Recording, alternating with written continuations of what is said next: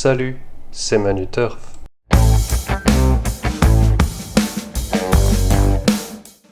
Salut à tous, j'espère que vous allez bien. Allez, on se retrouve pour du galop, mais avant ça, j'ai quelques petits commentaires à faire pour les chevaux d'hier, alors passons tout de suite au débrief.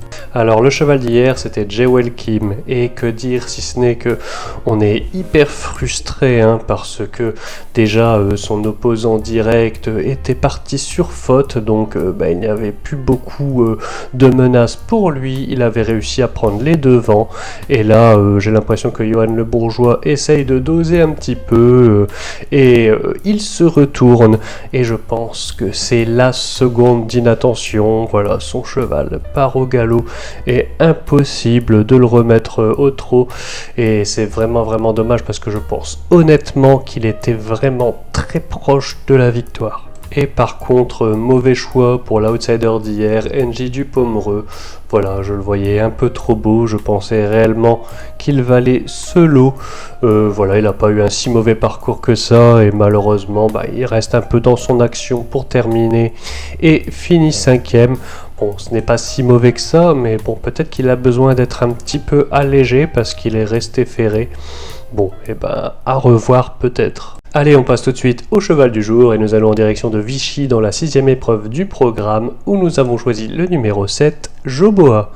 Joboa, c'est un poulain entraîné par Jean-Pierre Gauvin et ce sera Marie Vélon qui lui sera associé. Et le moins qu'on puisse dire, c'est qu'il a vraiment laissé beaucoup de regrets sur l'hippodrome d'Aix-les-Bains dernièrement où il était vraiment enfermé et il n'a plus que se libérer que très tardivement pour très bien finir et prendre la 4e place. Aujourd'hui, il retrouve des conditions similaires avec à peu de choses près les mêmes concurrents, donc inutile de dire qu'avec une course, un déroulement de course beaucoup plus favorable, il devrait être très proche d'une victoire. En tout cas, c'est tout ce qu'on espère. Allez, on enchaîne avec l'outsider du jour et nous revenons en arrière dans la 3e épreuve du programme où nous avons choisi le numéro 7, Aska.